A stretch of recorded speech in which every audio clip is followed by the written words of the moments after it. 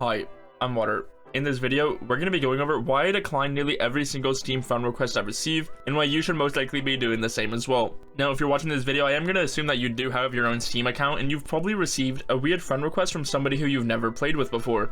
Now, you might be wondering, why does this happen? So we're going to go over it in today's video. Saying this, if you are a little bit unaware of what I am talking about, this is where you will randomly receive these friend requests from people who you've literally never played with before, who are around level 10 and 20 on Steam. They could even be even higher, but it is more likely for them to be around level 0, 10, or 20, with a whole bunch of randomly generated profiles. They will have some differences, but generally all follow the same trend. All their inventories will be private, and they're usually either advertising that they're an e-girl, their PC specs, or that they are an up-and-coming pro player. The profiles at first glance may actually just appear like a regular CSGO player until you go ahead and look into it a little bit more. The accounts will also have a bunch of different botted hours on different games, and there is even times where they will have the exact hours on every single game. Like, let's say for example, they will have 634 on CSGO, 634 on TF2, and also 634 over on Dota. This is another big sign that you are dealing with one of these accounts. And well, you might be wondering, what is the danger to these accounts if they're not actually real players? And this is where they all have their own various methods,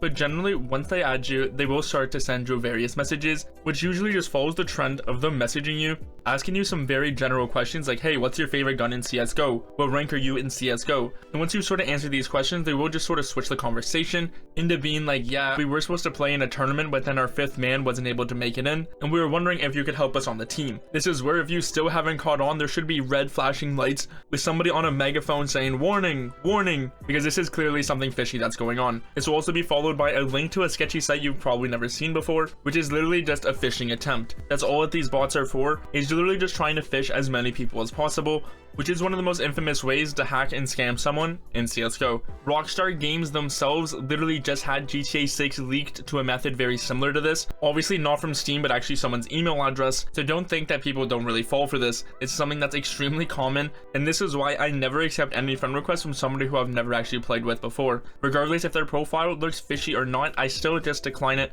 due to the fact that it is very easy for AI to sort of catch up on what people's accounts really look like and just go ahead and mirror them. The people who run these bots do try their best to make it look as legit as possible, which is why they are regularly medium-sized level accounts, as obviously if you are getting friend requests from level 0 fresh Steam accounts, you will be a lot more on guard than an account that just looks like it's a regular weeb. Now, as well as this, you might be wondering, well, with two-factor authentication, there isn't really that much they could do, but that is where you are also completely wrong. Saying this, if you do have any sort of sought-after item in the game, you've probably received these very similar friend requests, as it does appear that the way that these people actually go ahead and find your account by using public databases like CSGO Float, CSGO Exchange, and other places where they can sort of directly look up what people own what skins. With this all being said, this is why I can't stress this enough. Make sure you are being extremely careful and focus on account security, especially if you are a collector for CSGO or an investor. Now, I'm not just going to give you a full lesson on cybersecurity and how to essentially not get scammed or hacked, but this is one of the most common ways on the Steam platform, so just make sure you are being extremely careful. That is why if you do receive a friend request from somebody who you probably don't know, don't feel bad for literally just hitting decline, as you are actually just helping yourself out. With this all being said, I hope you are staying hydrated and staying safe, but until next time, it's been Water, and I'm out. Peace.